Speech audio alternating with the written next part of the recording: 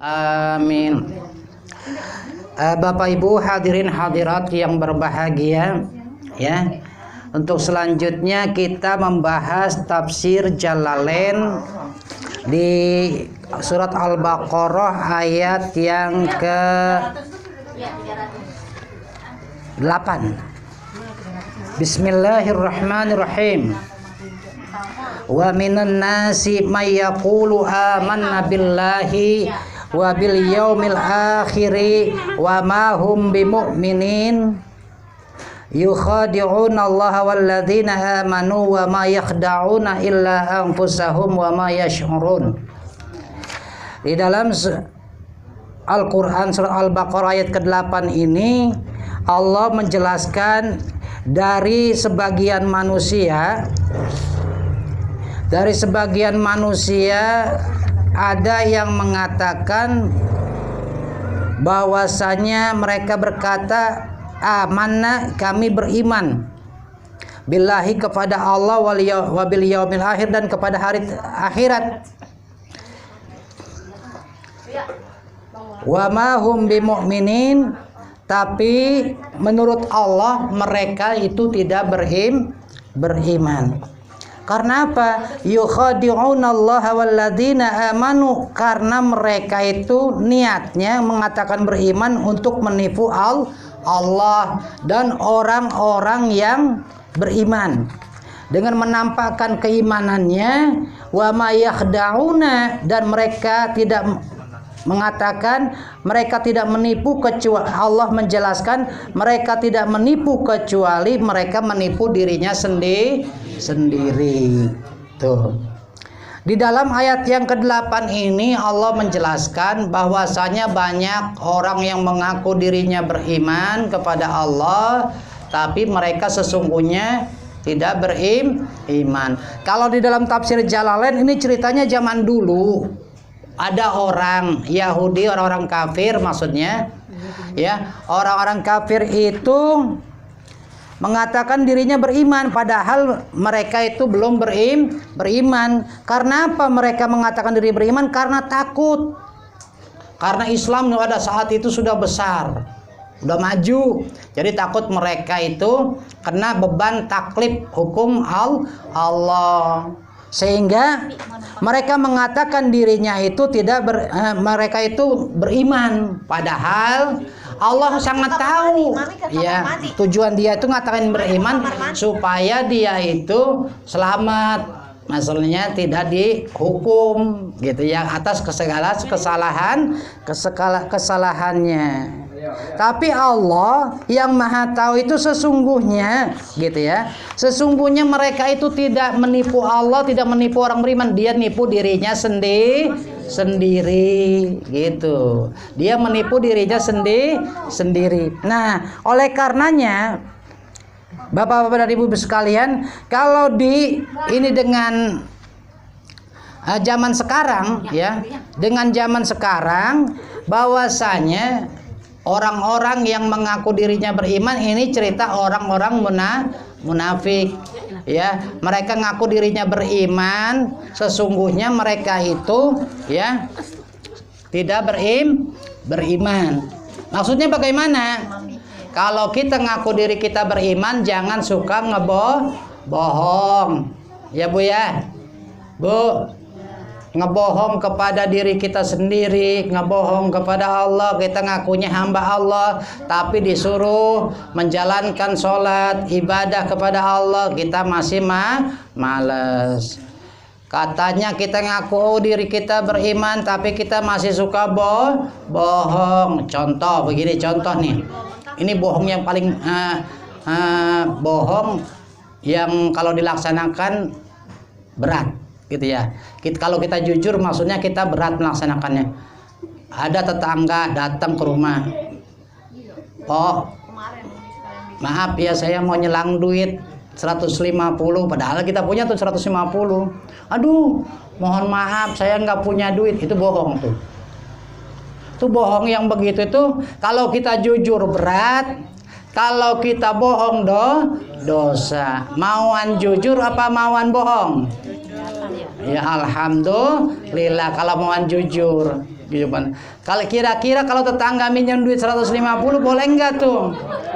Boleh. Itu namanya orang jujur, bener tuh imannya tuh. Kata Allah itu bener. Itu orang beriman.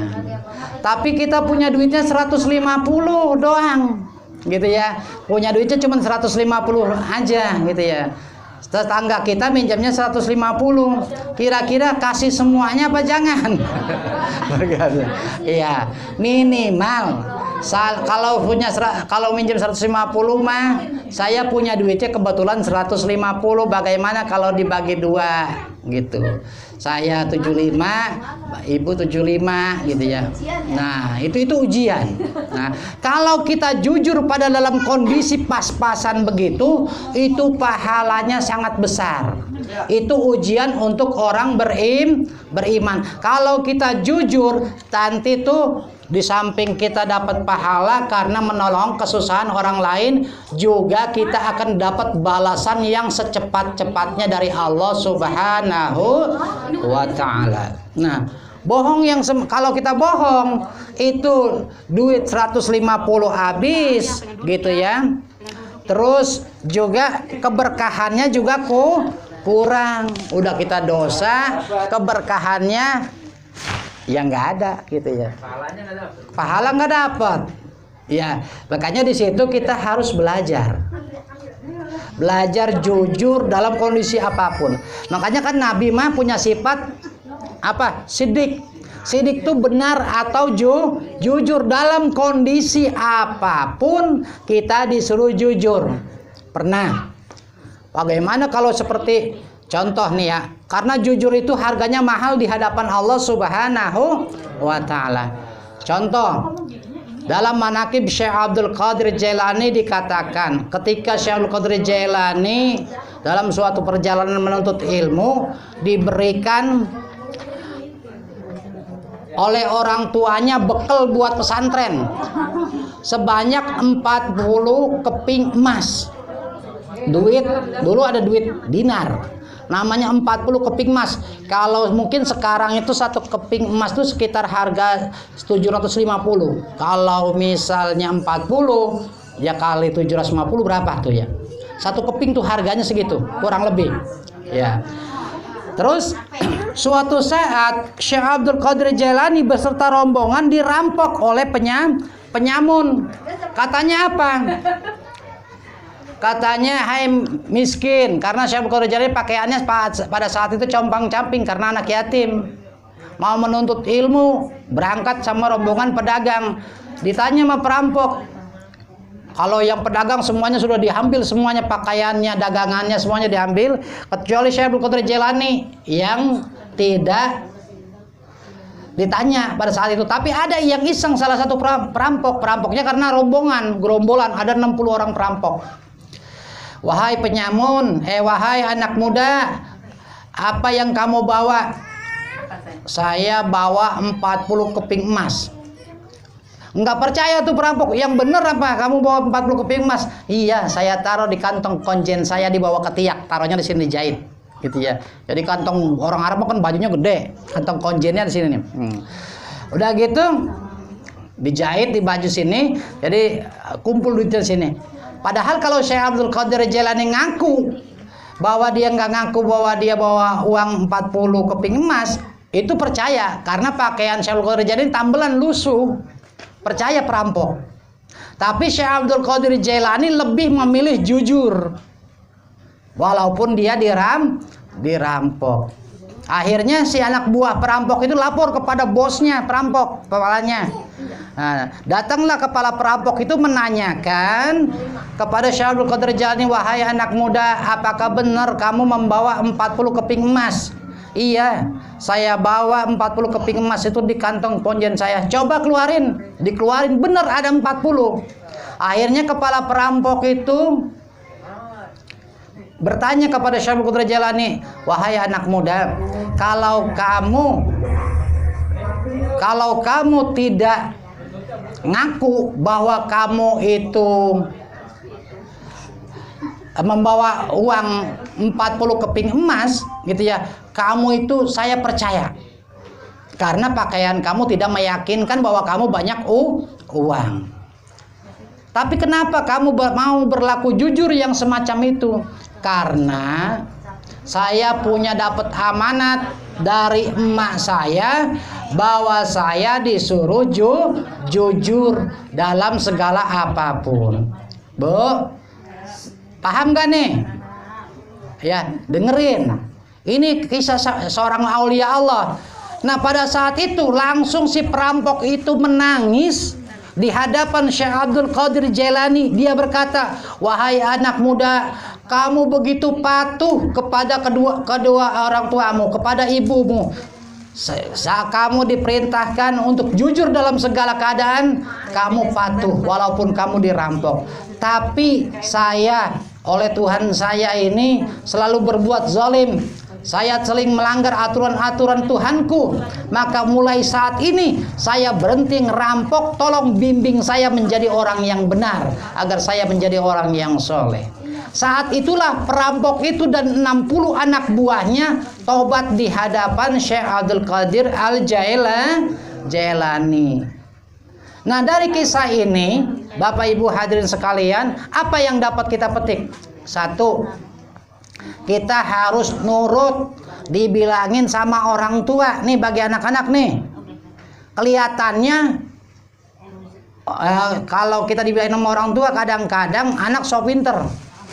Ya, masa dia sekolahnya lebih tinggi dari orang tua, dibilangin yang begini dia malah membantah. Ini sering kejadian di antara kita, ya. Padahal orang tua bilanginnya itu untuk kebaikannya. Tuh, ya. Terus apa lagi? Kalau kita yang kedua jujur dalam kondisi apapun, baik dalam kondisi seperti Syekh Abdul Qadir Jailani tadi, atau contoh ada orang yang mau minjam duit tadi, ya, kita jujur dalam kondisi itu, maka nilai kejujuran kita sangat tinggi pahalanya di hadapan Allah Subhanahu wa ta'ala. Tuh, kalau orang yang sudah patuh sama orang tua, patuh sama Allah, patuh sama Rasul, maka insya Allah hidupnya akan penuh dengan keberkahan. Paham? Bu, bapak-bapaknya nih paham nggak nih? Kalau kita ingin hidup sukses dunia akhirat, yaitu satu, kita harus patuh sama orang tua, patuh sama aturan Allah, patuh sama aturan Rasulullah. Baru kita akan bisa hidup bahagia di dunia dan di akhirat. Doa-doa kita insya Allah akan dijabah oleh Allah Subhanahu wa ta'ala. Kalau kita patuh sama orang tua, ridallah fi ridal walidain, wa suhtullah fi suhtil walidain. Ridhonya Allah tergantung ridho orang tua, dan murkanya Allah tergantung murka orang tua. Tuh. Makanya sama orang tua, terutama nih anak laki-laki atau anak perempuan, kepada emak, jangan sampai ngebantah, jangan sampai melanggar aturan-aturannya, baik kepada bapaknya maupun kepada ibunya. Terutama kepada ibu, harus patuh sepatuh-patuhnya, niatnya ibadah kepada Allah. Kalau kita diajarin bener, ikutin gitu, jangan membantah. Kadang-kadang kita merasa diri kita udah sekolah pinter, dilarang oleh orang tua yang baik-baik, malah membantah. Paham nggak, Bu? Paham, Pak. Ya. Dengerin ya, biar sukses dunia akhirat. Jangan dunia aja dicariin, selamat dunia akhirat itu penting. Kalau kita lagi ngaji begini, urusan akhirat, jangan urusan dunia. Kalau kita ingat nih, Bu, ya, nih dengerin nih, apalagi yang suka ngaji di majelis taklim atau di masjid. Ini lagi ngaji di majelis, lihat di kitab Durratun Nasin, dagang itu digigit sama kalajengking dalam hadisnya ini, yang buntutnya ada di langit, palanya ada di dunia. Tuh, capitnya saya nggak tahu deh capitnya. Orang digigit kalajengking segini aja saya pernah diantum, sakitnya luar biasa. Ini buntutnya ada di langit, terus palanya ada di bumi. Segede apa tuh kalajengking tuh? Makanya jangan suka bisnis dalam musola, masjid, dagang, majelis taklim. Ntar urusan dunia, urusan akhirat, akhirat. Ya, Bapak Ibu paham? Ya, makanya di situ ini kita perlu ngaji. Makanya kita kadang-kadang di sini ngaku dirinya Islam tapi keislamannya masih dipertanyakan. Ngaku dirinya beriman tapi keimanannya masih dipertanyakan. Kata Allah belum beriman lu mah, gitu bahasanya. Mau nggak dibilang begitu sama Allah? Hati-hati ya. Makanya kita harus hati-hati dalam hidup ini. Ya. Jadi kita harus dalam hidup ini ngikutin koridor agama. Kalau kita urusan dunia, urusan akhirat, akhirat. Gitu. Jangan mentang-mentang kita jamaah banyak lalu kreditin pakaian lagi saat ngaji. Itu bukannya ngaji, itu malah dosa besar, bukan dapat pahala. Hati-hati. Ya, hati-hati. Ya. Nanti kalau kita jadi ustazah atau jadi kiai, kalau kita banyak murid, mentang-mentang kita dagang, kan kiai mah kalau murid, kalau kiai beli makanan sama murid, ya beli makanan sama murid rata-rata kagak diambil duitnya tuh ya. Jangan sekali-kali minta beli yang kedua kalinya. Kalau kita mau beli nyuruh orang, gitu ya. Karena apa? Itu kalau kata Imam Al-Ghazali, guru yang semacam itu, misalnya udah ditahu beli sama muridnya nggak diambil, dia beli lagi, itu guru malah dosa besar begitu. Hati-hati. Oh, jangan bangga. Oh, gue mau dagang di sono, duit gue nggak laku, katanya gitu. Coba baca di dalam kitab Bidayatul Hidayah. Makanya di sini kita harus paham, ya. Kitab Bidayatul Hidayah itu ngaji akhlak, bagaimana adab cara kita dagang, bagaimana adab berlaku hormat sama orang tua, berlaku hormat pada guru, bagaimana adab ada di majelis taklim, gitu ya. Adab ada di majelis taklim itu ada khusus, ada adab-adabnya, ada tata caranya. Waktunya kita ngobrol-ngobrol, waktunya kita istilahnya ngaji ya ngaji, ada tata caranya, ada waktunya. Jangan dibarengin antara ngaji sama ngobrol. Kalau lagi ngaji khusus fokus ngaji. Kalau waktu ngobrol ada fokus waktu ngobrol. Ya, paham ya? Pada intinya pengajian kita pada malam hari pada sore hari ini adalah satu, kita harus jujur dalam setiap keadaan biar kita dianggap orang beriman sama Allah. Yang kedua kita harus taat sama orang tua. Kalau kita ingin hidup bahagia dunia dan akhirat. Syekh Abdul Qadir Jailani pada saat beliau berlaku jujur demikian, maka diberikan karomah yang sangat luar biasa oleh Allah Subhanahu wa ta'ala. Sekali berdoa langsung doanya diijabah oleh Allah Subhanahu wa ta'ala. Pernah, ini cerita lagi nih, masih Syekh Abdul Jailani, pernah ada orang Nasrani ya debat sama orang Islam. Katanya hebatan Nabi Muhammad, kata orang Islam. Kata orang ini hebatan Nabi Isa, karena Nabi Isa mah bisa ngidupin orang mati, Nabi Muhammad nggak bisa ngidupin orang mati. Pada saat itu terdengar sama Syekh Abdul Jailani, ini lagi ngeribut ngapain gitu bahasa kita ini ya. Ini ceritanya mah bahasa Arab ya. Ya. Ini katanya ya Syekh Abdul Qadir, ini katanya Nabi Isa itu lebih hebat daripada siapa? Daripada Nabi Muhammad. Kata Nabi Isa mah bisa ngidupin orang mati. Nah, kalau seumpamanya ada umat Nabi Muhammad yang bisa ngidupin orang mati, kamu orang Nasrani mau apa? Pendeta saat itu. Saya akan beriman kepada ajaran Nabi Muhammad SAW. Akhirnya sama Syekh Abdul Qadir Jailani, ayo kita ke makam, cari kuburan yang paling tua. Yang akhirnya ketemulah kuburan orang yang sudah ratusan tahun, kurang lebih di dalam cerita itu ada yang bilang 400 tahun. Kalau Nabi Isa cara menghidupkan orang mati semacam apa? Nabi Isa bismillahirrahmanirrahim, kum biidnillah, hiduplah kamu dengan izin Allah. Tapi Syekh Abdul Qadir Jailani menghidupkan, ditunjuk tuh si kuburan, kum biidni, hiduplah kamu dengan izinku. Nah, itu artinya apa? Syekh Abdul Qadir Jailani ingin meyakinkan kepada orang Nasrani tersebut bahwa umat Nabi Muhammad itu bisa menghidupkan orang mati. Lalu muncullah orang dari kuburan yang sudah ratusan tahun ini dan hidup kembali. Nah, itulah karena buah dari kejujuran, buah dari keimanan, Syekh Abdul Qadir Jailani cuma membaca Bismillahirrahmanirrahim 1 kali bisa menghidupkan orang mati. Coba kita baca Bismillah 1000 kali, coba nih, bisa nggak hidupin orang yang sudah mati? Nggak bisa kita mah, karena kita mah doanya masih istilahnya kita mah masih jauh lah keramatnya itu mah untuk orang-orang khusus. Kita mah masih banyak dosanya. Biar baca bismillahnya sampai memuruh juga. Orang lagi ngaji ngobrol mulu gitu. Makanan mulu pakai mama doa diijabah ya. Iya.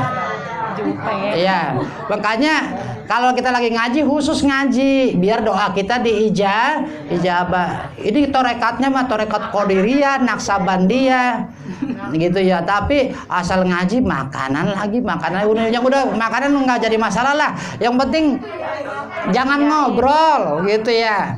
Jangan ngobrol, dengerin biar bisa ngambil hikmahnya, pulang ke rumah biar bisa amalkan. Biar kita punya nilai lebih di hadapan Allah Subhanahu wa taala. Kan kalau kita ngedoa dijawab misalnya nih, enak.